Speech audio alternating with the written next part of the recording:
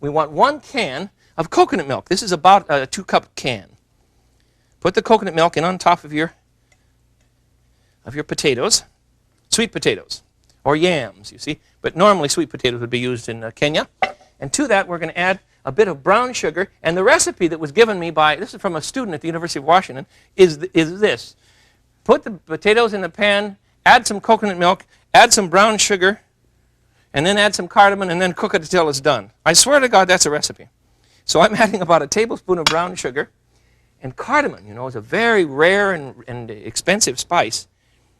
But it's a lovely thing. So I'm going to add about a teaspoon of cardamom. About like so, you see. Sprinkle over my brown sugar, potatoes, sweet potatoes, and 1 can of coconut milk.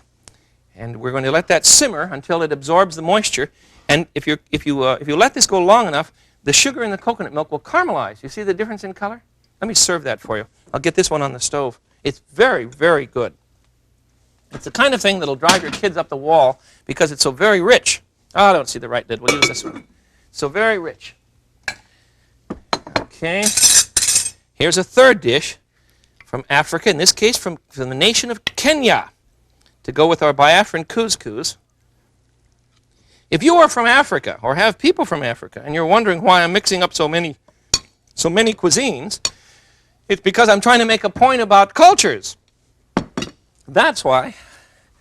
About the many cultures of Africa. All right, what's the third one? Oh, I must tell you about the first time I ever learned about meat dishes in Africa. I ran into a woman one day in a supermarket in Washington, D.C. It's called the International Safeway. If you've not been there, you must go. Must take your children. It's the most marvelous place for education. Here's an enormous freezer, and in this freezer you find a frozen rhinoceros, frozen elephant meat, all sorts of things from Africa and every other nation in the world, because Washington, D.C., you see, has so many embassies. And I'm looking at all these strange meats, and I think, who would ever eat such a thing? When behind me came, here she came. This woman approached me with her shopping cart. She was about 6 feet tall, absolutely gorgeous woman in traditional garb, long, beautiful pattern on this colorful dress, and a great turban that went around. You know how they do this marvelous twist? She approached this case and simply held court in front of these frozen meats, picked out exactly what she wanted, put it into the thing, and wandered off. I almost bowed to her. Absolutely gorgeous woman of great grace, and she was cooking some unusual. I wanted to go over for dinner, but I didn't make it. She didn't even turn around and invite me. Let me give you another dish from Kenya, and it's a curried fish dish. Very simple, and they make their curry from scratch. I have in a baking pan 2 pounds of white fish, nothing to it, and then we're going to prepare in an osterizer a good curry sauce, and it's very simple to do. We're going to put in our osterizer here 1 can, one of these little small cans of tomato paste, and then we're going to add a half of a cup. Oops, make a mess here for us, huh? Tomato paste is amazing stuff, isn't it? If you spill one little dab, it goes all over the house. The rug, the kids, the carpet, the cat, everything. I want a half a cup of white wine vinegar. There we go. And then to that, we want to add, this is a very complicated mess, so you listen closely now. And if I confuse you, you can always write me for recipes. You know, I'll be glad to send them. We want a half teaspoon for this Kenya recipe for curried fish, half teaspoon of cardamom to our half cup of vinegar, and 1 can of tomato paste. And then we want to add 2 teaspoons of turmeric. Now, turmeric is that very, very bright, heavy, bitter spice. It's a seed, you see, that gives you that very yellow color in curries, and that strange bitter flavor is very necessary. A couple teaspoons of chili powder. And I use good hot chili powder. I like the dish hot. 2 teaspoons of chili powder, and we want half a teaspoon of cumin. How do you describe cumin? It's delicious flavor. There's just nothing else like it. Cumin, that's a seed too, you remember, all ground up. All right, and about, so what do I want? 4 cloves of garlic, 1, 2, 3, that'd be enough. Those little last ones were kind of small. And I want a bit of water, perhaps, a cup. That would do plenty, all right? That's about 3/4 of a cup. Now we're going to osterize this, or blend it properly, grind it up, and we'll have a nice paste for our fish. Here we go.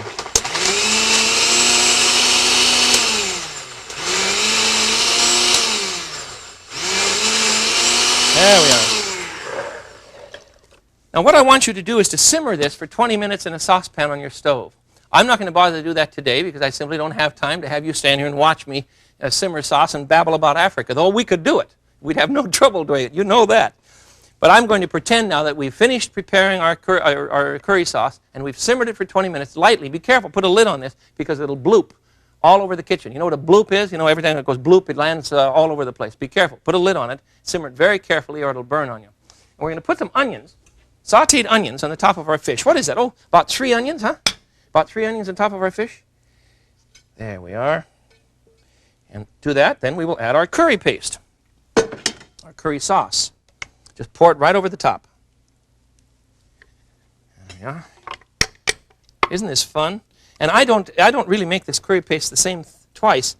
Even the color varies because the ingredients are not quite the same. I don't cook that way. I don't expect you to either. And we'll put that in a 350-degree oven and bake it for about 45 minutes or so, maybe an hour, depending on how thick the fish was cut, you see. I have one in here already, of course. And it's very hot. Let me find some pot holders here. Here you are, a curried fish from Kenya. Isn't this gorgeous? You see, as the dishes mount, we have more and more to do with varying cultures. It's a marvelous way to go. Now, for some bread today, I'd like to serve a bread from Ethiopia, another African nation that is, everything is so very different.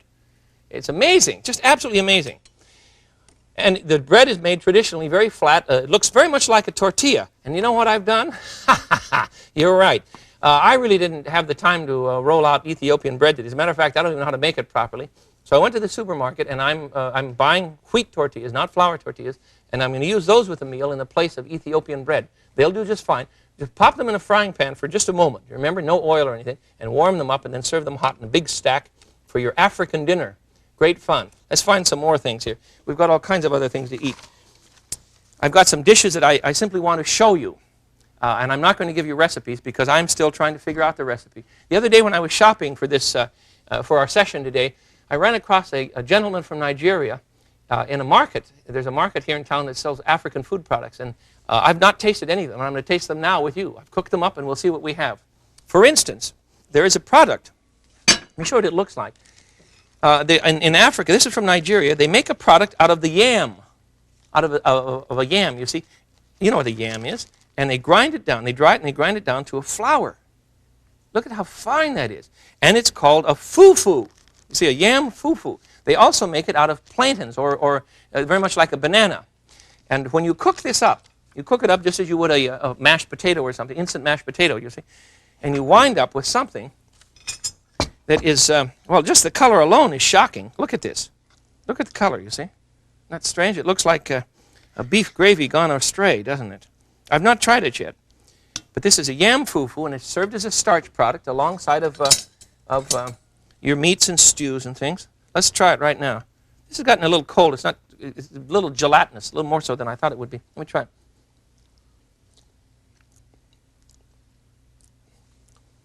It's incredibly gelatinous. It's almost like,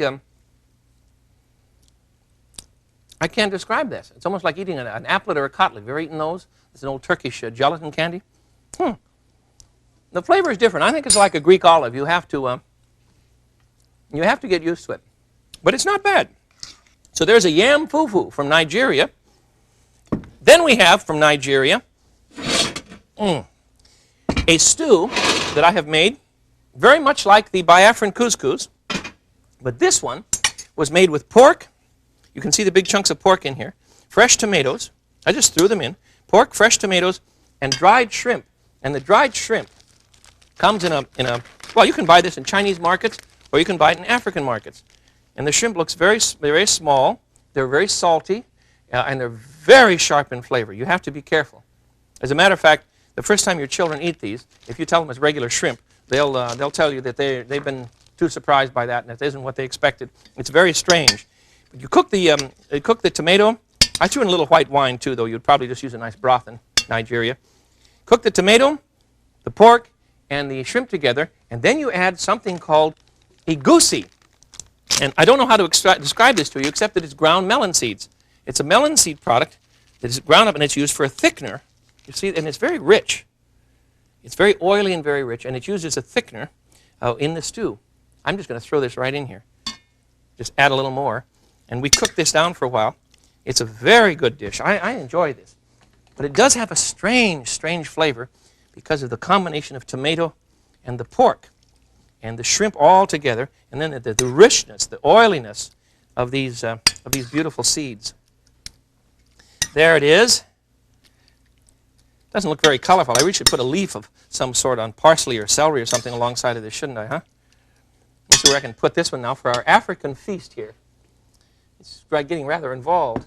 What other one? Oh, and I also have a dish from Ghana. And this is something called a golden egg.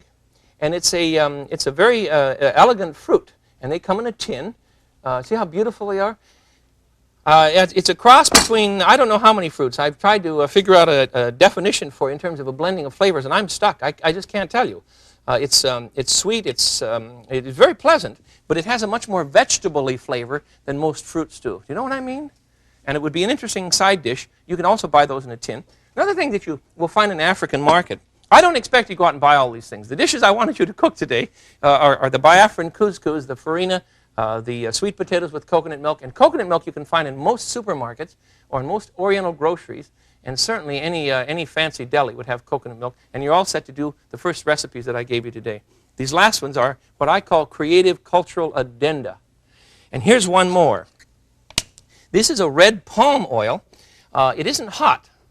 It isn't hot at all, but it's very, very heavy. And it comes from the palm tree, and they use it as a cooking oil. I'm going to try this. They use it as a cooking oil in a lot of African nations.